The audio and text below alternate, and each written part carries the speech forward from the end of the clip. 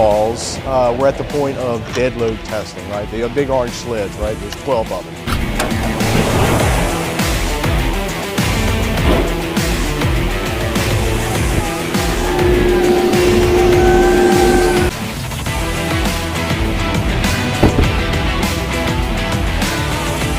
Dead loads. You can do all the electrical checks you want, you can do all the close tolerance alignments you want, you can run all the pipe and you can build all the structure, but until you push that button and see that thing go off the front of the ship, and you've really done something.